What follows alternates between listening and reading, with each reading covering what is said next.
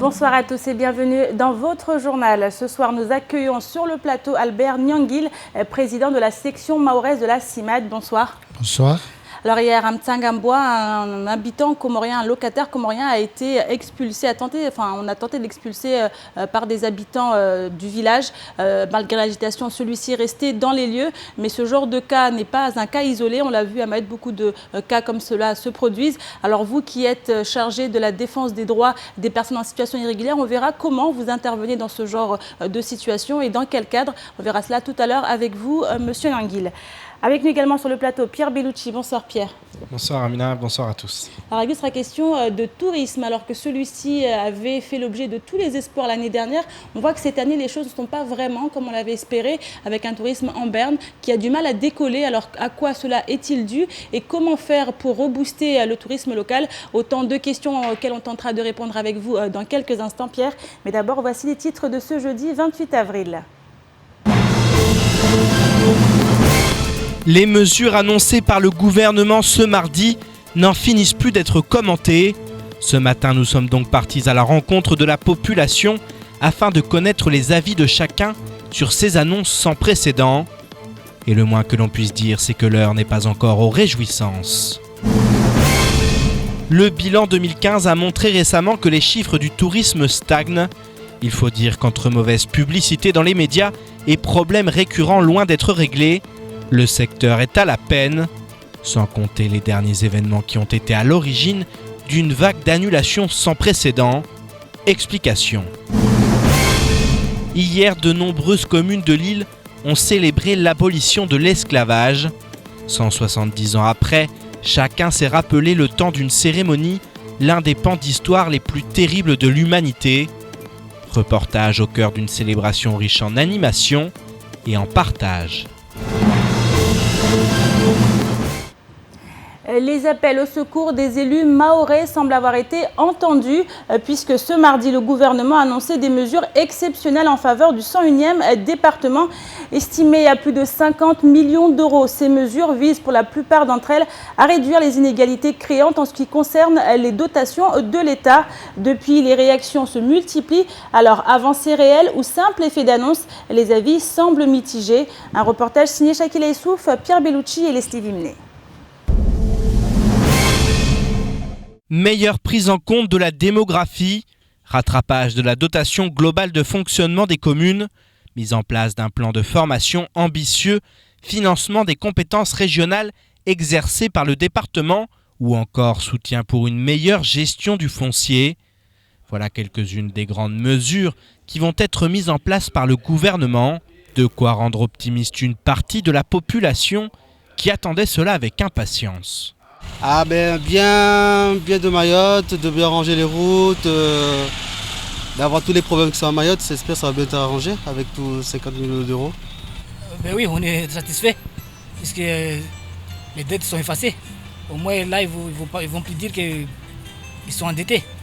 Si certains se satisfont de ces annonces exceptionnelles, d'autres attendent de connaître la teneur exacte de chaque mesure avant de se prononcer.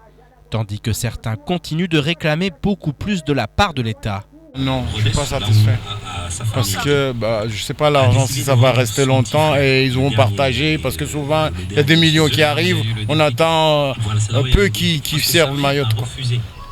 C'est pas suffisant. 50 millions, c'est juste ça pour une année.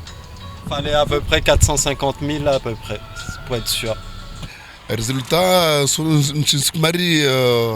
kaza hauzuri mana izura kosta pia izoside izo amba rakozilindilia amba wajari amba izo de rizipare.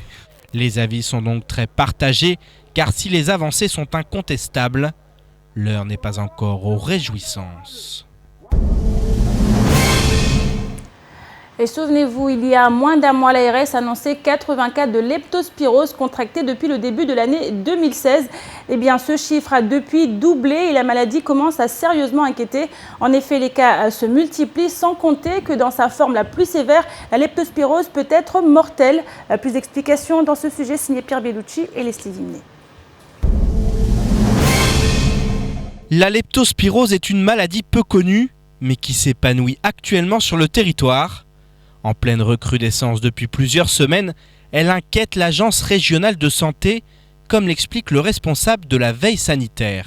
La leptospirose est une maladie donc, qui atteint l'homme et qui en fait s'attrape dans des milieux, on va dire, humides, on va dire dans des rivières où ça peut être de l'herbe mouillée à partir de l'urine de mammifères. On va souvent parler de l'urine de rat, ce qui contient des bactéries qui, au contact de plaies, de petites plaies ou même de petites lésions qui sont apparemment anodines, peut effectivement s'insérer dans le corps humain et donc amener la leptospirose pour les personnes. L'année dernière, à la même époque, on avait grosso modo à peu près 60-70 cas. Là, on est à 130, on a multiplié par 2. Donc effectivement, c'est quand même très inquiétant. C'est des chiffres qui peuvent encore augmenter puisqu'on a encore des pluies. On a aussi une reprise qui va avoir normalement lieu comme chaque année au mois de novembre et décembre. Donc on est sur des chiffres très très élevés. Des chiffres très élevés pour une maladie qui peut être mortelle. Pas plus tard que la semaine dernière, un homme ayant contracté la leptospirose s'est rendu au dispensaire de Mramadoudou. 1 heure après sa prise en charge, il est décédé pour des raisons encore inconnues, mais qui pourraient être liées à cette maladie. Une maladie certes non contagieuse, mais qui peut s'attraper relativement facilement à Mayotte. Il n'y a pas de transmission, comme on dit, interhumaine, mais il y a une transmission effectivement essentiellement dans l'eau et dans les milieux humides. Pour exemple, on peut citer 3 coureurs de la course qui a eu lieu sur le trail des Maquis, si je me souviens bien, le 2 avril.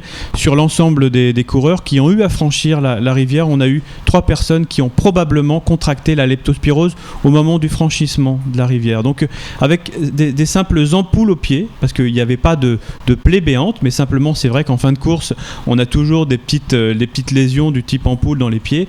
Et ces personnes qui n'avaient pas d'autre raison de contracter la leptospirose par leurs activités ont effectivement été déclarées malades 15 jours après. La maladie se caractérise par une fièvre soudaine à laquelle s'ajoutent des courbatures, des douleurs articulaires ou encore une fatigue intense. Autre caractéristique, la leptospirose, de par ses modes de contamination, frappe davantage les personnes en grande précarité. On a effectivement une partie de la population qui vit dans un habitat extrêmement précaire. Donc, et ces personnes vivent au contact direct des rats. Parce que l'ARS fait des enquêtes épidémiologiques autour de tous les cas. Enfin, en tout cas, les cas qu'on retrouve, qui ont environ à peu près 80% des personnes. Il y a des numéros de téléphone qui ne répondent jamais ou des gens qui ne souhaitent pas qu'on vienne faire une interview. Mais on a dans 80% des cas des gens qui déclarent que vivre vraiment au contact des rats. Donc on a forcément la probabilité de s'infecter beaucoup plus grande pour cette population. La recrudescence s'explique notamment par les fortes pluies qui favorisent la contamination des eaux et par l'abondance des déchets, à l'origine de la prolifération des rats autour et dans les habitations. L'agence régionale de santé recommande donc d'être vigilant et de consulter au plus vite en cas d'apparition des symptômes précédemment décrits, tout en ajoutant que chacun peut lutter contre cette maladie par le biais notamment de gestes citoyens permettant la réduction des déchets. Tourisme maintenant, et le moins que l'on puisse dire, c'est qu'en la matière, il reste beaucoup à faire dans le 101e département. Alors que le secteur commençait à peine à se remettre de la crise de 2011, les événements des 2 dernières semaines lui ont porté un nouveau coup. Une situation dont l'île aux lagons se serait bien passée, puisque depuis le début de l'année 2016 déjà, les taux de remplissage des complexes touristiques ne dépassent pas les 40%. Les précisions avec Adèle Laurent. Les membres du conseil d'administration du comité du tourisme se sont réunis mardi afin de faire un premier bilan concernant l'impact des derniers événements sur leur secteur. La grève a eu une répercussion négative sur le tourisme, mais ce n'est pas le seul événement qui a influé sur ce secteur. En effet, si l'on tape les mots tourisme et Mayotte sur Google, c'est le mot danger qui vient en deuxième suggestion. S'il y a 2 choses qui fait reculer le tourisme dans n'importe quelle destination, c'est la violence et l'hygiène. L'hygiène ou le problème d'épidémie comme actuellement. Donc notre inquiétude, c'est plutôt l'avenir, d'où notre réflexion au niveau de cette réunion qui a tenu il y a 2 jours sur 2 thématiques, sur la grève, mais aussi sur la délinquance. La grève, la délinquance et l'hygiène, 3 facteurs qui influent donc sur l'attrait touristique de Mayotte. De nombreux établissements ont accusé des annulations de réservations, dont l'hôtel Caribou qui bat tous les records avec un taux d'annulation de 60%, dû notamment au fait que 90% de leur clientèle vient pour affaires. Bien sûr que ça a un impact parce que les gens ont peur, les gens vont hésiter à venir en se demandant si la situation est redevenue normale, si les émeutes qu'il y a eu et la délinquance qui est en train de monter va pouvoir être contrôlée ou maîtrisée. Parce que pour l'instant, ce n'est pas du tout le cas. Tout le monde est complètement impuissant face à ça. Donc c'est vrai que les gens qui sont à l'extérieur, les clients ont peur. J'ai bon espoir que ça se calme, que les gens vont revenir et que tout redeviendra normal. Depuis une semaine, le taux de réservation de l'hôtel Caribou commence à revenir à la normale. Mais la médiatisation qu'a connue Mayotte ces derniers temps a contribué à transmettre au niveau national une image négative pour le tourisme. Cette médiatisation a malgré tout permis de faire réagir le gouvernement français. En effet, Manuel Valls a reçu mardi à Paris des élus de Mayotte et a annoncé une série de mesures s'élevant à 50 millions d'euros en faveur de l'île. Atoumani Harouna conseille aux élus d'investir une partie de cet argent dans le tourisme, ce secteur pouvant fortement contribuer au développement de l'île. J'attire ici l'attention de ces décideurs de ne pas jouer à l'économie par rapport à ces problèmes, de faire en sorte que nos chaînes régionaux et chaînes nationales puissent véhiculer des images positives pour notre département. Parce qu'à la fois faire venir des touristes, mais aussi des investisseurs. Après, il faut noter qu'un hôtel de tourisme de genre 4 étoiles, environ 60 chambres, peut employer tout de suite en emploi direct une soixantaine d'emplois et indirect, ce qu'on appelle indirect, c'est les taximans, les artisans, mais aussi les agriculteurs qui peuvent accueillir beaucoup de monde. Un secteur à développer. En effet, Mayotte dispose d'un patrimoine naturel exceptionnel et d'une culture riche, de quoi donner envie aux touristes de venir visiter ce petit bout de terre. Les cartes sont à présent entre les mains des pouvoirs publics qui entendront peut-être le message des professionnels du tourisme. Alors Pierre, on vient de le voir dans ce reportage, le tourisme à Mayotte va mal. Très mal, plus qu'avant, même on a l'impression. Mais au niveau des chiffres, ils stagnent, donc forcément, c'est pas une bonne chose. Mais là, on le voit, il y a un paradoxe qui est terrible en fait, c'est que avec tout ce qui s'est passé ces dernières semaines, le mouvement de grève générale, les émeutes, le décès de Christophe Brousset, il y a eu une médiatisation très forte, qui était nécessaire, indispensable. Il fallait absolument que les médias nationaux relaient ce qui se passe et l'ampleur des difficultés que rencontre le département. C'était essentiel pour faire réagir les autorités. Mais d'un autre côté, le paradoxe, c'est que ça forcément a apporté les mesures qu'on connaît aujourd'hui pour le département, mais ça a nui fortement à l'image de Mayotte et forcément du coup au secteur du tourisme. Et effectivement, dans la foulée de toute cette médiatisation, énormément d'annulations ont été enregistrées par les professionnels du tourisme. On le voit, l'hôtel Caribou par exemple a connu plus de 60% d'annulation. Donc c'est terrible. Alors effectivement, il va mal parce que il est j'allais dire, il y a des problèmes qui datent depuis déjà longtemps. On sait au niveau de la pollution, au niveau du fait qu'il y ait peu d'infrastructures également. Mais aujourd'hui, on a aussi cette image négative et on le voit lorsqu'on tape sur Google Mayotte Tourisme, on tombe sur danger, la deuxième proposition. Donc c'est vraiment révélateur d'un secteur qui est un peu emprisonné, un peu dans quelque chose où il ne peut pas sortir, il dépend, et il faut le dire, les acteurs, notamment au niveau du CDTM, ils se battent, ils vont dans les différentes organisations, dans les différents événements au niveau mondial pour essayer de promouvoir Mayotte à l'échelle internationale. Mais c'est compliqué parce que tout ce travail, souvent, il est anéanti par ne serait-ce qu'un reportage sur une grande chaîne de télévision ou dans la presse nationale. Et du coup, c'est vrai que ça complique encore les choses pour un secteur qui a la peine et qui pourtant, on ne cesse de le répéter depuis des années, serait vraiment un secteur qui pourrait permettre de développer l'île. Alors, est-ce qu'il y a des pistes qui ont été déjà envisagées pour remonter la pente, Pierre, ou c'est encore trop tôt ? Bah écoutez, je crois que là, aujourd'hui, on est aussi à l'heure du bilan. On le voit, il y a eu ce questionnaire qui a été largement diffusé afin et c'est très bien de se rendre compte se rendre compte des conséquences qu'ont pu avoir les mouvements sociaux, également ces émeutes.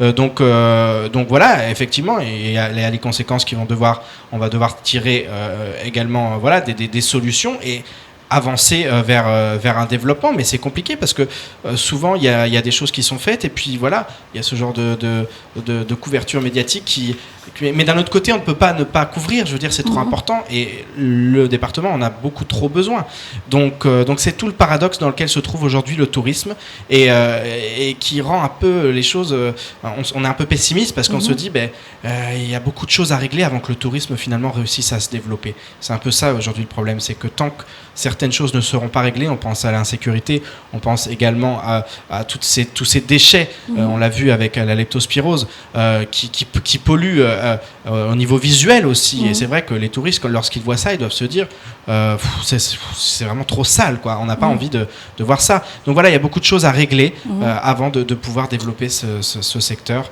et c'est bien dommage. Et au niveau des professionnels du secteur, est-ce que certains sont découragés au point de mettre la clé sous la porte ou alors ils continuent à y croire? Oui, alors ça c'est vrai pour le secteur du tourisme, mais c'est vrai aussi pour de nombreux autres secteurs d'activité. Aujourd'hui, on le voit, on va en parler bientôt, on va faire des sujets là-dessus, mais il y a de plus en plus de personnes qui quittent le territoire. Mais c'est pas forcément propre au secteur du tourisme, c'est propre à tous les secteurs d'activité, parce que la situation est telle qu'il y a beaucoup de personnes qui ont peur et voilà. Alors aujourd'hui, il y a cette dose d'optimisme qui est arrivée avec les mesures annoncées par le gouvernement. Maintenant, c'est trop tard pour beaucoup de personnes, aussi dans le secteur médical. Aujourd'hui, on vient d'avoir pas mal de choses, et notamment une lettre envoyée au directeur du CHM par les sages-femmes qui n'en peuvent plus. On est à 28 naissances en moyenne par jour depuis le début de l'année, une surcharge de travail. Donc voilà, donc c'est des secteurs où on perd beaucoup de personnes qui quittent le territoire, et c'est pas propre forcément qu'au tourisme. Et forcément, ça a des conséquences qui risquent d'être terribles pour l'économie. Merci beaucoup Pierre pour toutes ces précisions. On continuera à suivre la situation en matière de tourisme local dans les semaines à venir. Et puis hier, plus d'une dizaine de villageois d'une association de Mtsangambwa a tenté d'expulser un locataire comorien injurieux. Les administrés mobilisés depuis plusieurs mois contre toute personne qui commet des actes de délinquance sont plus excédés que jamais. Ils promettent de poursuivre les expulsions afin de ne plus subir les vols quotidiens, que ce soit dans leurs champs ou dans les commerces. On écoute l'une des membres de l'association au micro de Shakila Issouf et Adèle Laurent. Mana ya rutukian ashira namnyahi alomwambia amba waru jemba wangida gunvan wanyu to waskar suria amtu suria ndima na valira rahira na raha na tambo mana rongomba ule na tambo lera mvuma ura ndi sabasa ule kamu hahe hule na jamaa zahe wakati ya watu wao wa shanta wa hane arutomba ratwe watu wao mana wae waikashindu watorendri watu badi jelele ka fuzulitu biaka vungoje na sutaka rendu to watu wakaho kwa munta ko tachanza sasa haire izo haire habi ko jana ne dukani babu dukan ya hibiwa ya hibiwa suzepe dukanu jibabu 6000 euros jana ukwari. Alors on vient de le voir, Albert Nyangilvou, qui est président de la section mahoraise de la CIMAD. On vient de voir ces expulsions à Mayotte. Ça ne concerne pas que la commune de Mtsangambwa, ça concerne également d'autres villages de Mayotte. Alors aujourd'hui, comment la CIMAD s'organise-t-elle? Comment réagit-elle? Comment intervient-elle en pareil cas? Alors, avant tout, je me pose la question de savoir est-ce que Mayotte est un département français? Si c'est oui, je pense que ces actes sont condamnables et ne doivent pas se reproduire, puisque à l'heure où on demande l'égalité réelle, je ne pense pas que c'est ça l'égalité réelle. C'est l'égalité en tous les droits, droit du travail, droit des immigrés, etc., etc. On ne peut pas accepter qu'un groupe d'individus se forme un collectif s'octroie le droit d'aller expulser les gens sans passer par la justice. À quoi ça sert alors la justice si on doit soi-même faire la justice soi-même? Alors au niveau de la CIMAD, Je rappelle que la CIMAD, c'est une association d'obédience nationale dont l'objectif, c'est manifester une solidarité active avec les personnes qui sont fragilisées, les personnes qui souffrent. C'est les opprimés, c'est les exclus, c'est les étrangers, c'est les exploités. Toutes ces personnes qui souffrent sont soutenues par la CIMAD. Et notre mission, c'est accueillir ces personnes dans l'exercice de leurs droits. Parce qu'on estime qu'on soit exclu, qu'on soit opprimé, qu'on soit étranger, en situation régulière ou non régulière, on est dans un pays de droit et chacun a le droit et le devoir. Que ce soit ceux qui expulsent, que ce soit ceux qui sont expulsés, tout le monde a le droit, mais ce n'est pas à soi de faire justice soi-même. Alors comment vous intervenez? Comment ça se passe justement quand quelqu'un par exemple se fait expulser et qui vient voir la CIMAD? Que fait la CIMAD? Alors il faut dire que nous, les personnes qui viennent nous voir, nous les accompagnons dans l'exercice de leurs droits. Donc on regarde quels sont leurs droits. Alors au regard de la loi, nul ne peut expulser une personne sans que ce soit une décision de justice. Il y a la justice qui est là. Il y a toute une procédure. On est dans une république, il y a une procédure. Quand on se sent lésé, on va se plaindre, déposer une plainte. Il y a une enquête qui sera faite, puis il y aura un jugement. À partir du jugement, il va y avoir soit une condamnation ou une non-condamnation, et puis il y aura exécution de cette décision. Et c'est la décision de justice qui va décider de qui a le droit et qui n'a pas le droit. Donc, aucun citoyen, quel que soit le motif qu'il peut évoquer, ne peut pas s'octroyer le droit de procéder aux expulsions de qui que ce soit. Alors jusqu'à maintenant, à quel nombre est estimé les interventions de la CIMAD? Alors, à la CIMAD, nous avons reçu un groupe il y a 2 mois. Donc c'était les exilés de Tsimkoura qui sont venus nous voir. Et donc parmi ces exilés, contrairement à ce qui nous avait été dit, ou ce qui a été dit à la presse, que c'était des clandestins, que c'était des personnes qui n'avaient pas de droit, mais il s'est fait que parmi ces personnes, il y avait des personnes en situation régulière, il y a des personnes qui payaient leur loyer normalement, mais qui ont été expulsées. Et pour ces personnes, nous les avons orientés vers un avocat. Et ils ont travaillé avec l'avocat et des plaintes ont été déposées auprès du procureur. Donc l'affaire est en cours.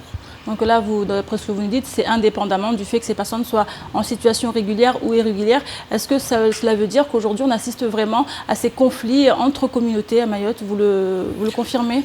Alors, le conflit entre communautés, j'ai l'impression qu'on est en train de les créer sciemment parce qu'on sait que ces personnes... On prend l'exemple de Tsimkoura, il y a une personne qui est à Tsimkoura depuis 20 ans. Et qui s'est retrouvée expulsée ce jour-là. Comment se fait-il que depuis tout ce temps, ils ont toujours vécu en symbiose et que d'un jour à l'autre, on décide de l'expulser alors que c'est une personne qui est là depuis très longtemps, qui a des enfants qui sont français et cette personne payait ses loyers. Donc, c'est un conflit qui est créé de toutes pièces. Merci beaucoup Albert Nyangil pour toutes ces précisions. Je rappelle que vous êtes le président de la section mahoraise de la CIMAD. Je suis président du groupe local de la CIMAD Mayotte. Merci beaucoup. Et je vous propose maintenant de faire un petit tour d'horizon du reste de l'actualité de ce jeudi 28 avril. C'est tout de suite dans l'actualité en bref. Le tribunal correctionnel de Mayotte est le seul de France à ne pas disposer d'huissier pour dresser la liste des personnes appelées présentes en audience. Ces mots proviennent du président du tribunal de grande instance, Laurent Sabatier. En effet, les magistrats du département doivent composer quotidiennement avec le manque de moyens dont souffrent les différentes juridictions. Sous l'impulsion du sénateur Thani Mohamed Soilihi, une autre bonne nouvelle vient de tomber. Le garde des Sceaux Jean-Jacques Urvoas devrait prochainement apporter des réponses en matière de dotation judiciaire. Après l'annonce de la création prochaine d'un tribunal de commerce et les différentes annonces concernant les mesures exceptionnelles à venir, il s'agit là d'un nouveau signe positif envoyé par l'État. Car si un plan global de lutte contre l'insécurité doit voir le jour, la justice aura incontestablement besoin de suivre la cadence, chose qu'elle peine aujourd'hui à faire faute de moyens. L'année 2017 risque fort d'être une année synonyme de grands changements. Et ce ne sont pas les usagers de l'amphidrome Safari Djema qui vont s'en plaindre. Mardi matin, le bateau tout juste remis d'une panne a une nouvelle fois fait des siennes. Le moteur a lâché au démarrage, laissant le navire dériver avant de heurter violemment les fondations du quai Balou. Aucun blessé n'est à déplorer, mais les passagers ont été confrontés à une situation dont il se serait bien passé. Ils devront néanmoins attendre encore quelques mois avant l'arrivée des 2 nouveaux amphidromes prévus fin 2017. Ces derniers pourront contenir 27 véhicules et 500 passagers répartis sur 3 étages. Une petite révolution qui devrait permettre d'améliorer un service en proie à de multiples désagréments. L'ancien siège de la Société immobilière de Mayotte s'apprête à faire peau neuve. Un appel d'offres a en effet été lancé afin de réhabiliter ses locaux. La maîtrise d'ouvrage a été confiée à la Chambre de commerce et de l'industrie qui souhaite ainsi créer de nouveaux bureaux et autres salles de formation. L'avis de marché a été publié le 26 avril et la date de limite de remise des offres a été fixée au 16 mai prochain. Le prix des travaux pèsera pour 50%, les références entreprises à 30% et le délai de remise de chantier 20%. Situés non loin du siège de la CCIM, ces futurs locaux devraient être à la pointe de la technologie et permettre à la Chambre de commerce et de l'industrie de se moderniser tout en offrant de meilleurs services à ses adhérents. La CIM va de son côté tirer profit de cette session, attendue de longue date. Et ce mercredi 27 avril, la fête de l'abolition de l'esclavage a été célébrée dans plusieurs communes de l'île. Des animations étaient ainsi proposées à Tingoni, Mamoudzou, Iloni ou encore Pamandi. L'occasion de mettre en avant les arts traditionnels mahorais au cours d'une cérémonie riche en animations aussi diverses que variées. Reportage Shakila Issouf et Leslie Vimné. Masques de beauté, chorégraphie de danse traditionnelle, plusieurs associations comme le Clèche de Pamandi, Kinga Folk ou encore les enfants de Mabawa ont répondu présents pour commémorer la fin de l'esclavagisme. L'association des Coco Club Seniors de Pamandi a ainsi tenu à participer à cette fête du peuple noir africain. Dans quelques secondes, si je ne me trompe pas.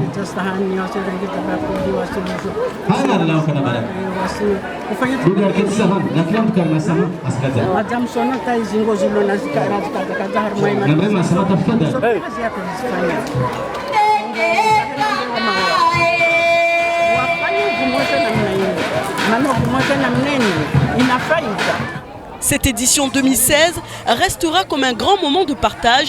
Ainsi, pour les Mahorais, esclavage rime avec art traditionnel ou le masque de beauté à base du msinzano qui embellit plus que jamais la femme mahoraise.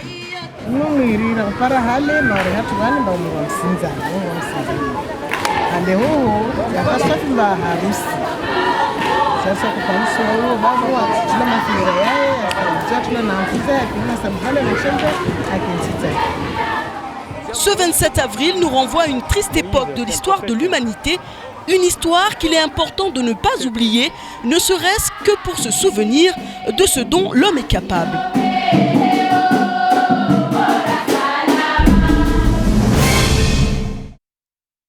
Et c'est la fin de cette édition. Merci pour votre fidélité. Une édition rediffusée sur notre site l'infocoesie.fr, sur YouTube et sur notre page Facebook. Demain matin, retrouvez l'équipe de la matinale dès 6h. Quant à moi, je vous dis à demain, même heure, même chaîne pour une nouvelle édition de votre JTM. Bonne soirée à vous sur KTV.